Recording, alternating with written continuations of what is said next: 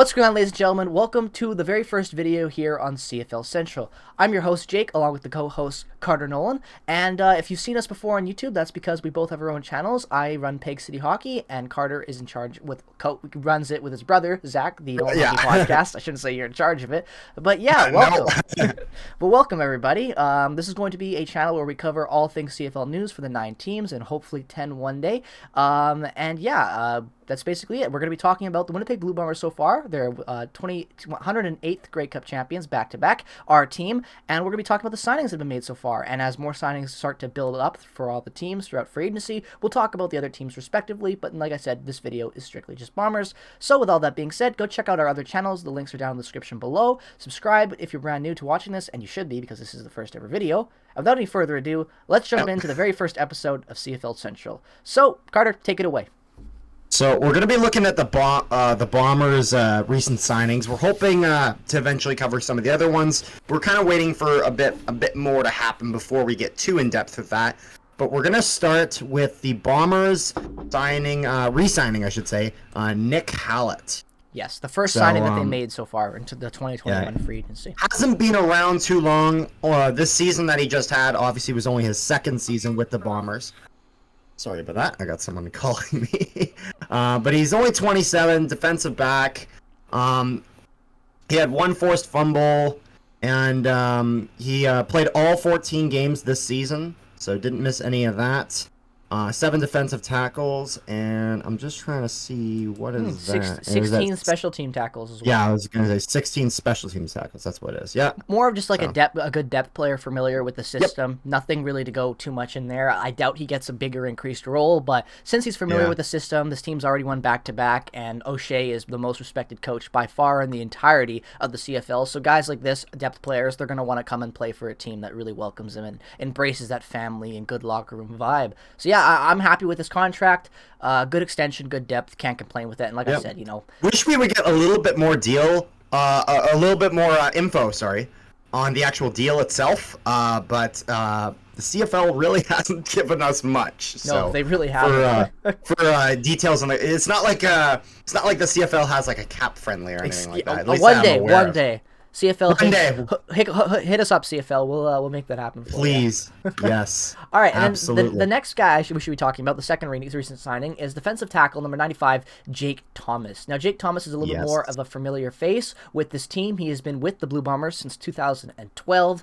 Been a very good staple on that defensive line, excuse me. And I'm very happy. I'm very happy that he was brought back, and he was brought back, I believe, on a 1-year contract extension, That's pretty much what all of them are, just with all the COVID uncertainty and all that. That makes sense. I respect that. And also it's nice to see players not like hungry and trying to push for these long-term deals. They understand the situation that the league's in, and at the end of the day, they just want to win. And I respect that about the CFL players and that atmosphere and the vibe that they bring to the locker rooms. But yeah, excuse me, I'm getting back on topic about Jake Thomas. He's a very good player for us. You want to go in on his stats a little bit there, buddy?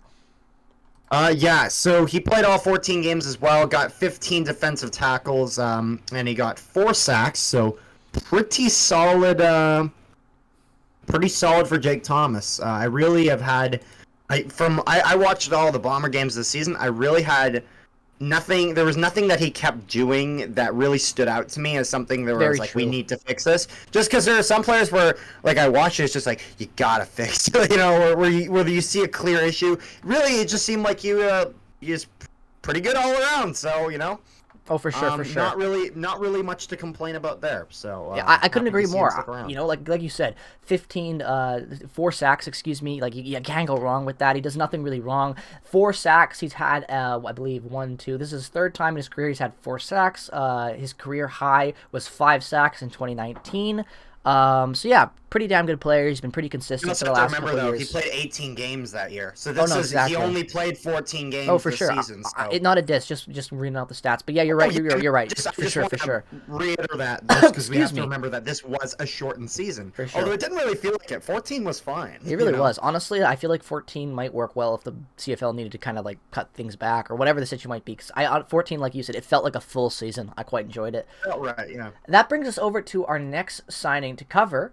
And that is another offensive lineman on the other side of that line, and that is Jamarcus Hardrick. Now, Jamarcus Hardrick, this is more of a bigger deal type signing. He is a staple on this team. We're getting into some of these staples. Super happy he came back, and I just got to say, For sure. after the Bombers won, I was with Carter and me talk a lot. We're talking about the Bombers, talking with other fans. A lot of people thought we'd see guys like Hardrick leave this team. We didn't think we'd be getting guys coming back like this because of the cap, the shortened season. I really just am going to say before we get into these next big three, I have just a gut feeling that almost every single core contributor on this Bombers team will be coming back on a one-year deal. But we're going to have to see how that prediction plays out in the future. Let's talk about Jamarcus Hardrick. So it's funny, because he's an offensive lineman, there's really not much of stats to go on, because as someone who played offensive line, you kind of just have to watch and see how he gets his blocks and how he opens up holes for his running backs, how he gives his quarterback time with a solid block, how he takes on blitzes coming from the linebackers, or if he deals with a defensive twist or whatever. So really, it's something where you have to watch in order to get a good grasp of it, because it's not like defense where it's like he has this many tackles, he has this many sacks. It's, he's playing offense, so really, I've said it a billion times, you just have to watch. Sure. And yeah. He has been a joy to watch. He has been absolutely awesome. Great to see Yoshi back. Exactly. Again, one-year contract, like we said. All these guys coming back really on one-year deals. But yeah, can't really go into stats when he's just meant to kind of stand there, look big and menacing. But that's exactly what he does well. He does it to a perfection, and really happy to have a core contributor. Does great. Our offensive line has been underrated at times, even though it's been really, really good compared to the defensive line. And because it gets overshadowed by our defense. Exactly. So Hardrick doesn't get as much hype compared to some of these other guys on the defensive side of things, but he's a very consistent player for us, and it's he's a big reason why Caleros has so much time to make the plays that get us the wins. So yeah, he's a very important player. I'm really happy that we have him back, and that takes us over to the defensive side of things, where we have two more defensive players, some of our biggest players coming back on this team. This was one of the most important. These two signings were arguably one of the most important signings, if not the most important signings. I can argue with that right now, but we're not going to get into that because it'd be a huge debate. All I'm going to say though is, I don't know if it's number one. It's close though, because the thing all I'm going to say about this debate, my friend, is Big Hill and Harris. That's all I'm going to say. That's true. But That's all I'm going to say. What's huge about this, though, is that you didn't get one, you got both. Absolutely. Because the thing is that when you get one, an offense can then cater to it. They can then make sure they run plays the other way or do this. By having both, you keep the offense guessing what the defense is going to try to pull on them. And it's not like there's an easy side to go in. Without a doubt. Jefferson, not an easy DN to go through. And that brings Jeffcoat, us just as hard. And that brings us into the signings that Willie Jefferson and Jackson Jeffcoat have both re-signed with the Winnipeg Blue Bombers. Willie Jefferson was probably the most obvious one he was going to re-sign. If you've taken a look at this guy on social media, he loves Winnipeg. He loves Manitoba. I love Winnipeg, which is hard to find.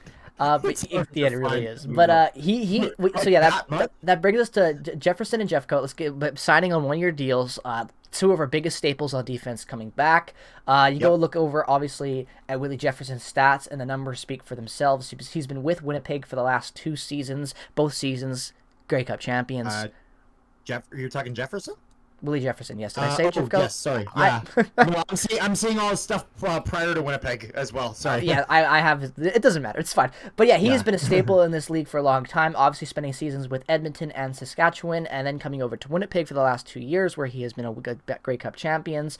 And you just look at his stats, and they speak for themselves, right? He played all 14 games for us. He was incredible. He had 18 defensive tackles. He had 1 special team tackle. He had 2 interceptions, 7 sacks. The guy was one of the best defensive players in the entire CFL. Like you said, and one of the easily touchdown. Yes, he did. I completely forgot. How could I forget?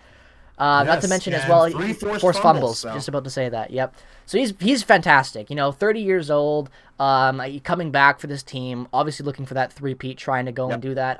Nothing else you can really say there because like we already said, one of the best players and staples in this league. And you kind of covered it too with how important it is, not only for to sign a guy like these for Jefferson for the field and how you play, but also for management. Like Willie Jefferson is a heart and soul of this team, and when you can bring a guy like this in and keep him signed and keep him happy and show that these guys that have been here and have won want to stay, that's huge for guys like Big Hill, for Harris. The list goes on. Sure. And it almost, and if you, I don't know if you saw, there was a post-game interview, I think it was near the end of the season, going into playoffs, with Mike O'Shea, where Mike O'Shea was talking about the locker room presence that Willie Jefferson has, and how, sometimes he feels that he doesn't need to say anything because Willie already said everything. Exactly. Because he's a leader in the locker room, and I gotta say, there's few guys you'll see. Willie Jefferson is a character, man. There's not that many players who have that level of connection with the fans that he does. And it's just something where it's not something that advances a team more so. It's just good to see. Exactly. And I think, especially because the CFL needs to really expand their viewer base. They just do. It's a league that we all hope to see continue. But it's not a lot league of with heritage. as much rock hard. Not a league with as much rock hard certainty as your four major sports leagues in North America. So because of that uncertainty, you really got to capture the viewer base, and characters like Willie Jefferson are a great way to do that. Exactly. Not only is a character guitar. Not only is a guy like that important for character and growing the league, but that takes us over to another player we have to keep talking about. That's defensive end Jackson Jeffcoat re-signing.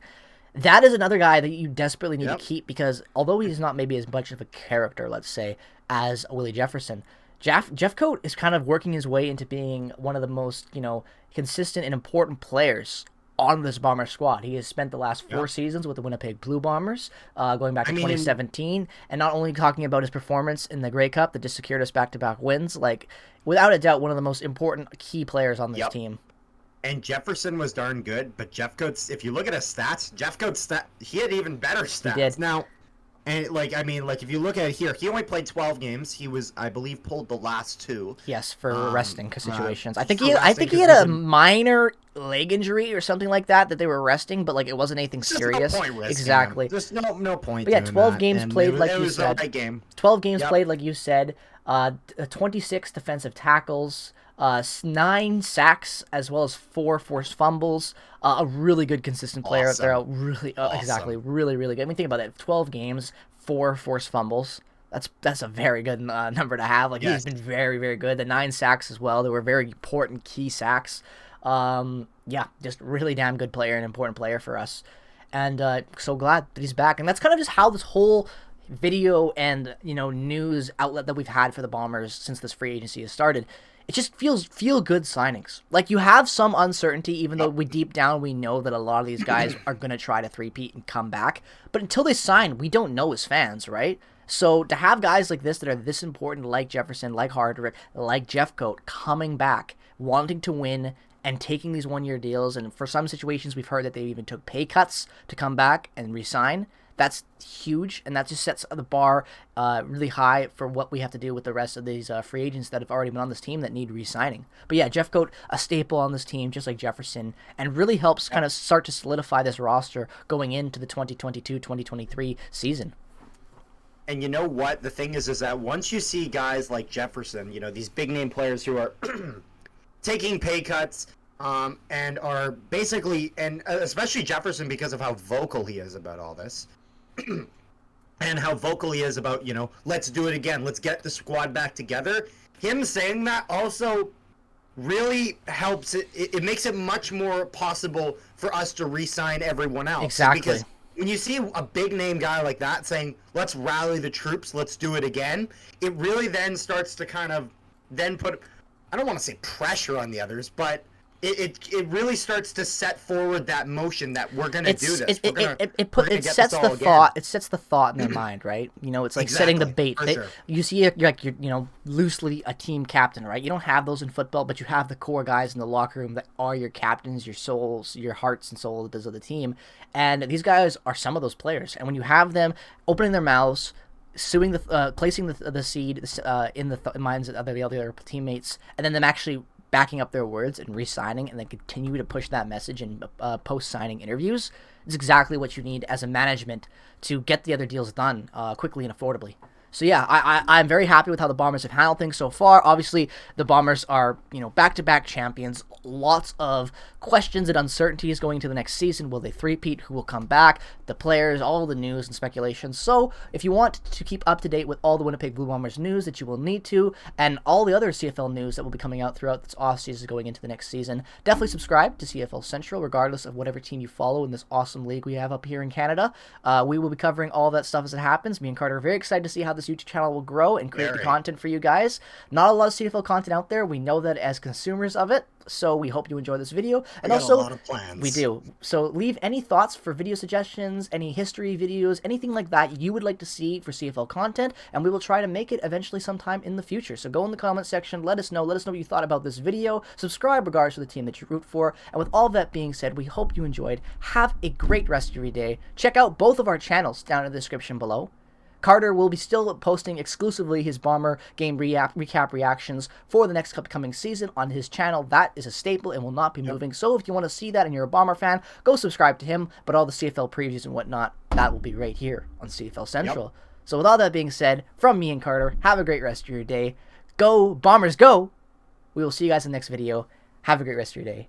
Bye-bye.